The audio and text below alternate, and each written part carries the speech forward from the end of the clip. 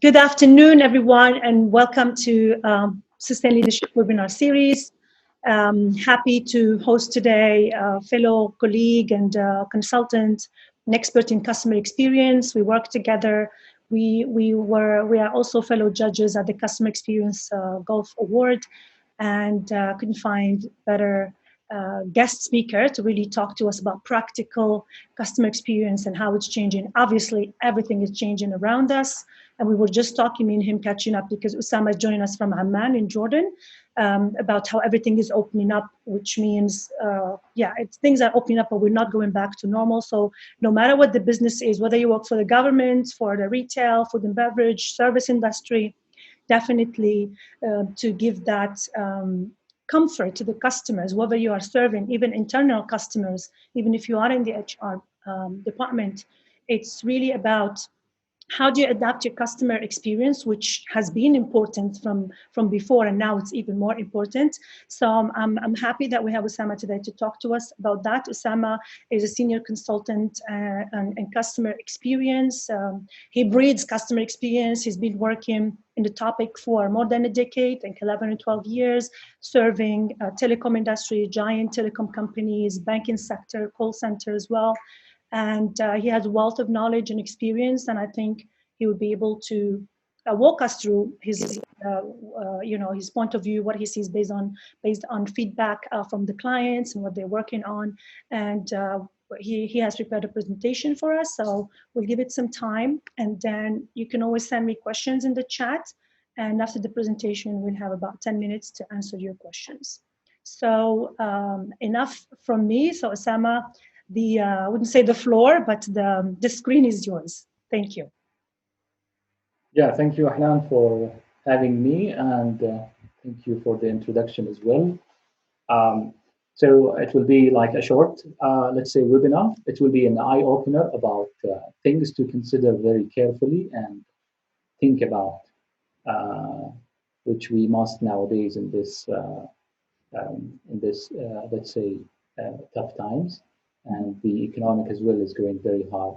So as Hanan mentioned, there will be like 25 to present this presentation, and after that we'll open the time for the questions for the remaining 5-10 minutes. So yeah, let's start. It's about adapting customer experience during COVID-19. So mainly the agenda is we'll speak about three different topics, but they are very connected to each other. We will explain why customer experience is essential more than ever, especially the world is moving very fast nowadays, and they are looking for solutions for the customers as well. And we have developed some habits during these past few months, and what are they? What are these habits? And will they stick to us? And how to deal with them? And we will give some examples as well about those habits which we developed in the last few months. At the end, we'll try to summarize at the end the main actions by dividing them to main steps. We'll explain each actions and what it includes and how we can implement them. So at the first 3 slides, I would go with the basics and the foundations of the customer experience, because they will include some statistics and researches which will be helpful in sequence with our webinar.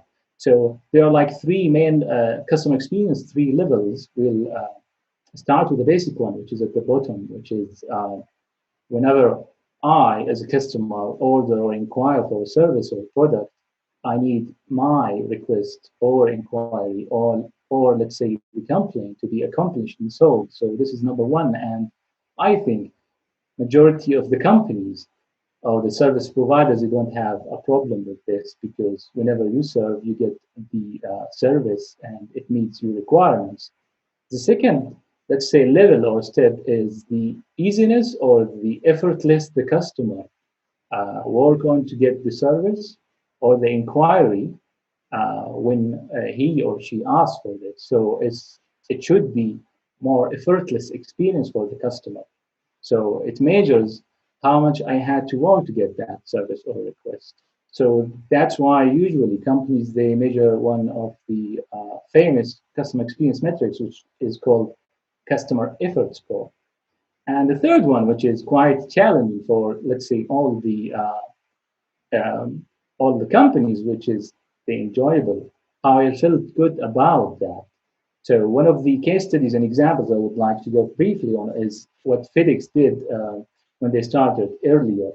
Uh, they measured the customer satisfaction, and they had a problem with the customer satisfaction. So they interviewed the customer who had dissatisfaction scores, and they tried to figure out the reasons and the root cause for that. And the reason was very interesting because some customer, they felt because FedEx was using shelf or specific areas where they place customer items when they deliver them or receive them from the customer. So it was arranged, the items, in a random way. So some customers didn't feel okay and safe about them when they placed those items. So they um, they um, they were like dissatisfied with the service. So afterwards, FedEx installed the wooden wall and with the window at the center. So the customer service representative would place it through the window, and another employee would pick that item. So the let's say the customer felt more safe and more convincing about the service that FedEx provided to customers. So afterwards, like a couple of months, they made the same survey, and the customer satisfaction increased in a very noticeable way. So yeah, we could say small details matters to the customers, and sometimes you need to make a small change which would give you a good result and impact at the end. Um, the next two slides, we talk about some statistics and researches one of the big companies made in US, which is it's specialized in market research and especially in the customer experience metrics and measurements. So they made this interesting study in late 2019 to it will give a solid idea about why customer experience is so important and what happens to the customer purchase after a good or bad experience, which at the end will affect the revenue, right? The relationship so between a good customer experience and likelihood to purchase. So they made a survey with 10,000 US consumers representing 20 different industries. So they found there is like a great and noticeable significant correlation between likelihood to purchase more and a good customer experience. So when you have a good and brilliant customer experience, the customer likelihood to purchase again is increasing. So the correlation is almost correlation coefficient is almost, as you see in the graph, is 0.87, which is, like, say, very close to the ideal, which is 1.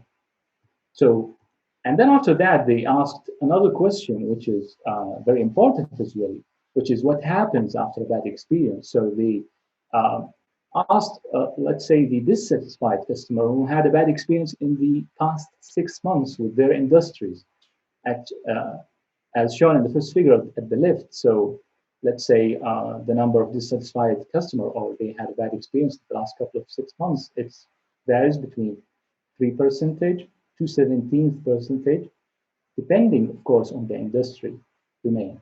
So they asked them, what have you changed the amount of money you spend with the same industry? And the result was very interesting to consider as well. So some of the customers, they completely stopped spending and some decreased spending. So you could see the percentages. Of course, it varies from one industry to another because some industries are more sensitive than others. Let's say, for example, the fast food industry.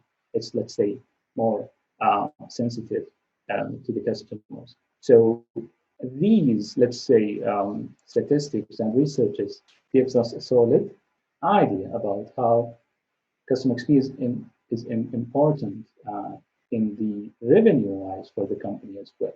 So we'll start with the first, let's say, chapter of this webinar. It's why CX is essential. I would describe the right picture, the picture on the right, for a CX specialist in his industry.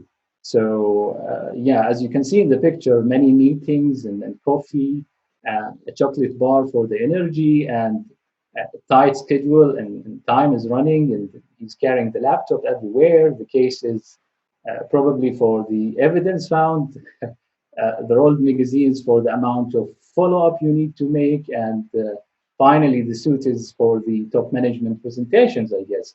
So if we could summarize the most important factors why customer experience is essential, is to get or gain the top management buy-in, because it's not an easy factor. So nowadays, when things are critical and the economic is going down and the companies, they need to reduce costs, you need to get this buy-in, and this is the right time to convince the top management about how they should increase and improve their customer experience.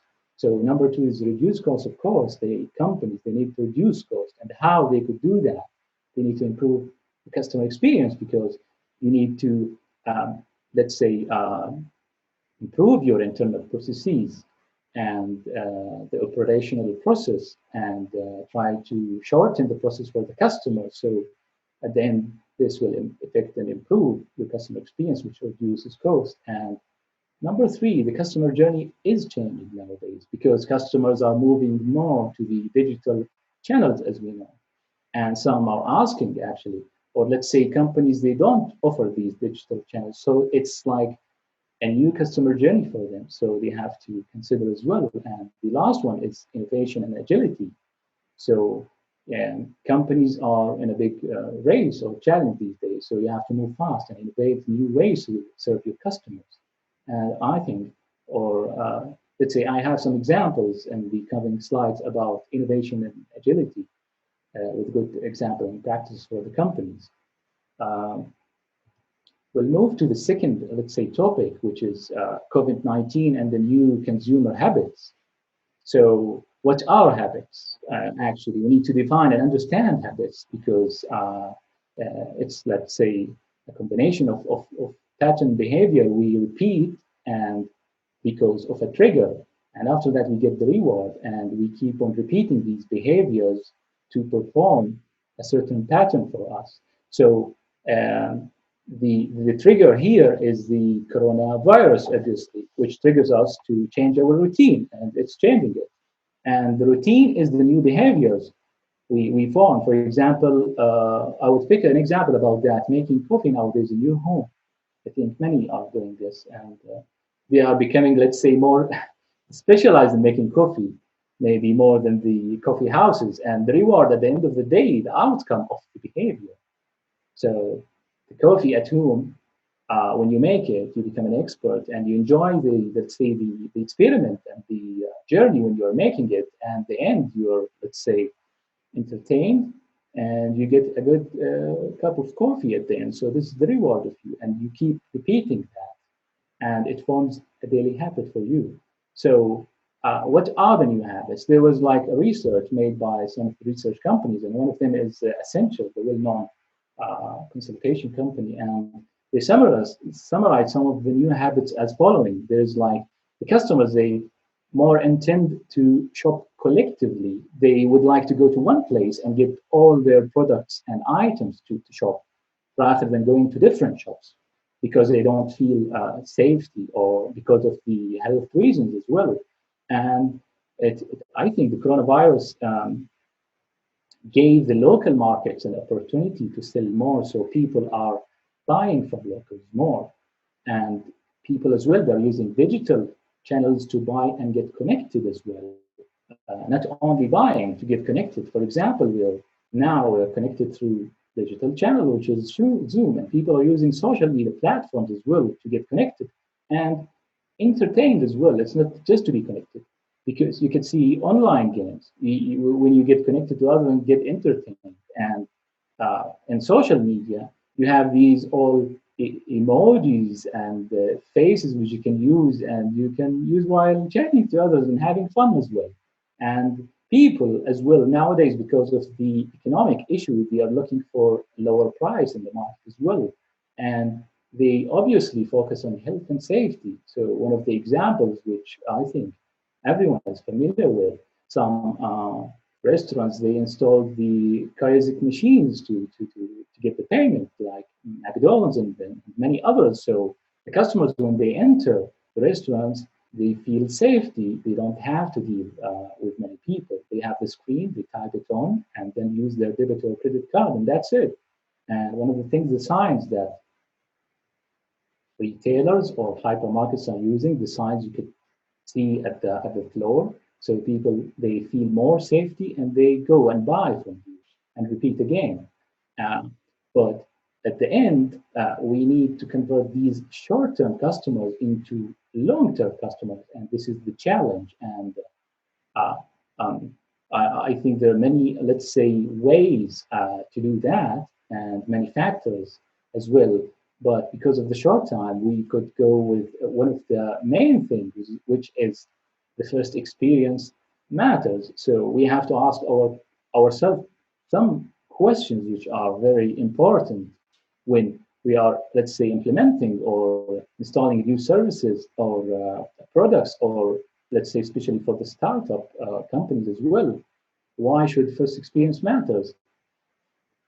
And how to avoid the customer getting dissatisfied from the first experience. So one of the, let's say, couple of important questions are, how should people first experience your product? In which way? In which factor?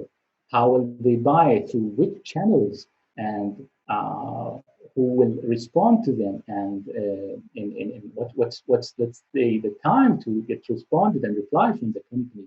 All these things are sensitive for the first in the first experience.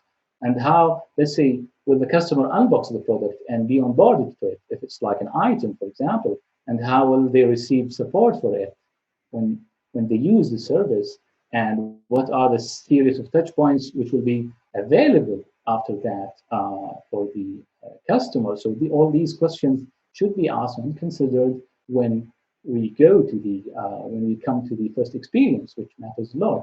So, and we have always to remember one thing, that satisfied customers are 5 times more likely to purchase again. And as well, they are more likely to tell a story of their positive experience with the company, especially in the gathering. So, for instance, like the last, let's say, Eid holidays, when people gather together, or any, let's say, international vacation or holidays. So people gather, and sometimes they, let's say, they share their good experience stories. So consider like 5 to 10 people sitting in the same room. So word of mouth expands very well, and it's very powerful. Um, the uh, the but what happens after, let's say, the consumer new habits, we're not sure when the coronavirus will finish and what would happen. We're let's say, waiting, or we listen to there is a new wave, and we don't know when it will happen and when these things will, let's say, finish and we go to the normal life. But anyhow, we will differentiate between the new habits and old habits in an example I explained about, which is making coffee at home, which is the new habit. I'm using it nowadays, the chemics for making coffee, and the old habit is having my coffee from the drive-through from any coffee house. So for me, Osama, I consider the new habit and old habit as following. So in the new habit, I'm using a chemics brew for making coffee. So I consider many things in that. So the coffee beans, the freshness of that, I'm using a filter. There is a certain type and size for that. There's a certain hot water temperature to use.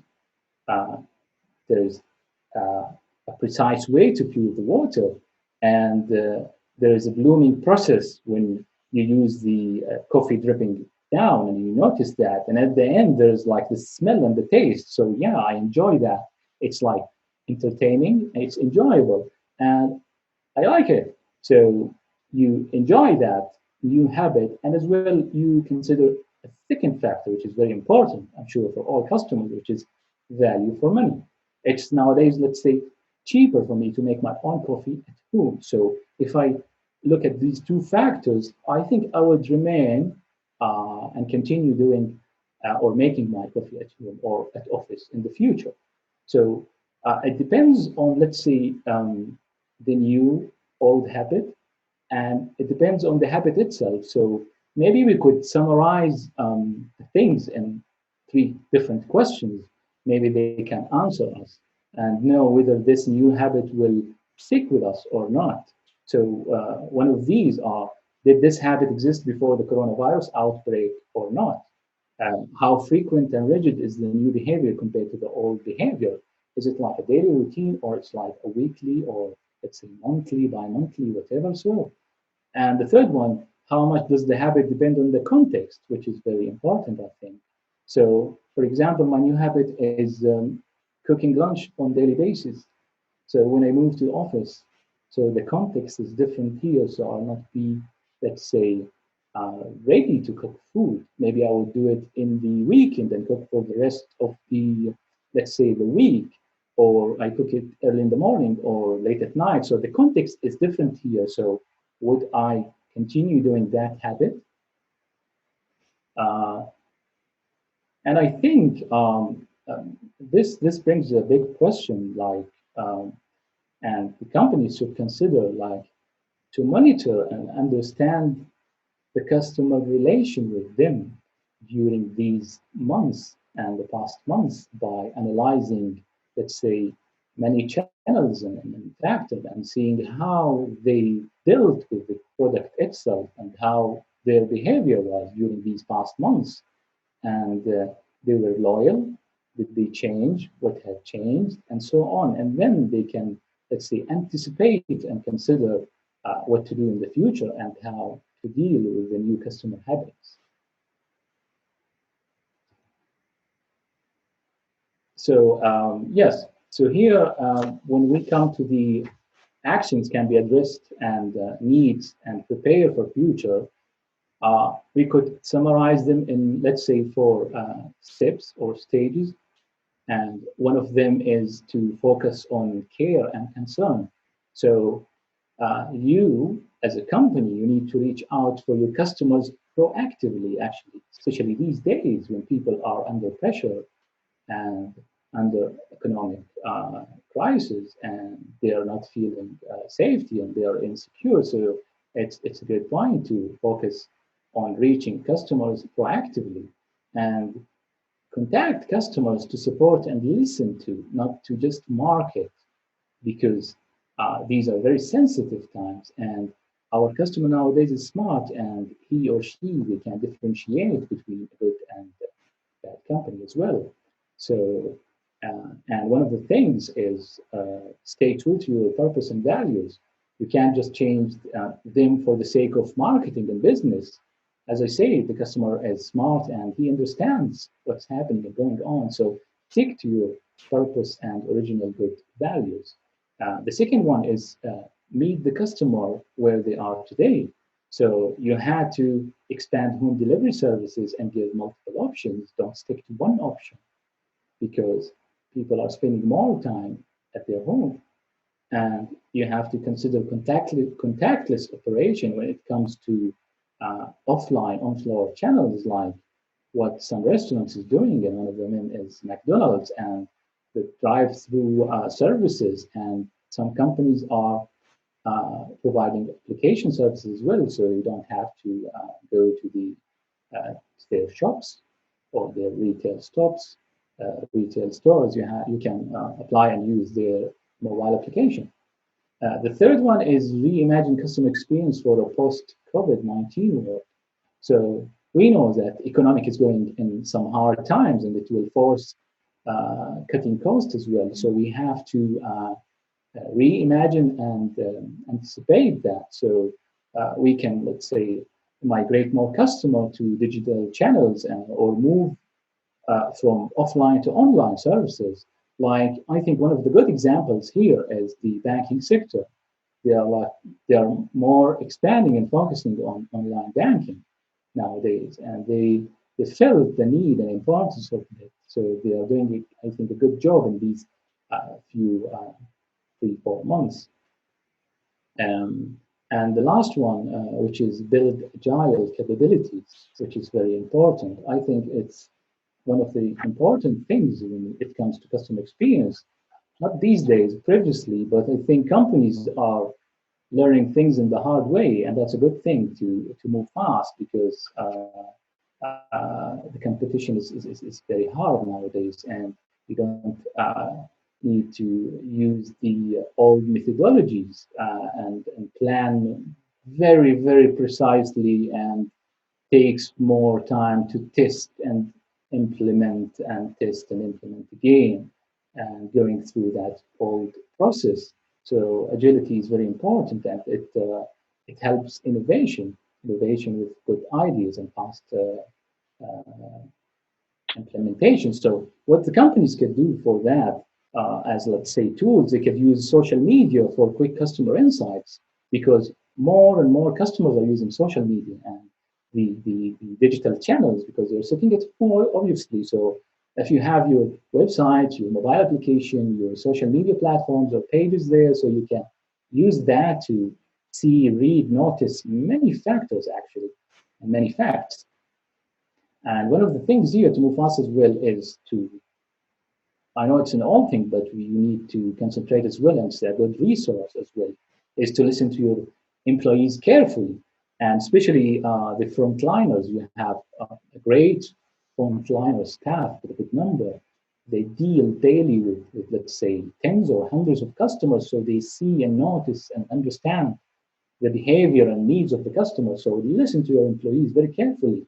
And one of the things as well is to adopt agile innovation, as I mentioned earlier. So one of the things is to implement the MVP methodologies, is the minimal viable product. So you can implement like ideas or services for a certain group of customers or segments, and test that very quickly and review and improve. So yeah, this is the fourth one, and one of the important ones as well. Yeah, so that's it. Think, yeah, it's like half an hour almost now. Thank you very Okay. much. Thank you, Hanan, for having me, and Thank thanks to Sustain Leadership. And we're open to questions and to suggestions for like any future webinars or any topics to emphasize and talk about. Yeah. Thank you so much, Usama. This was very insightful.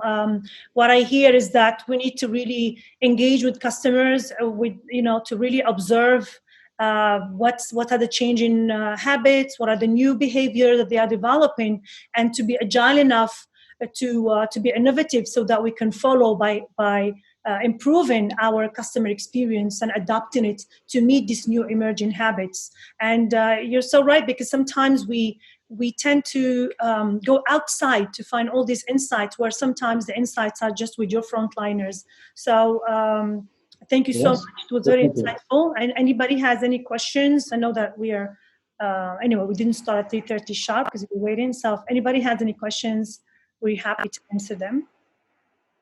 I'll check.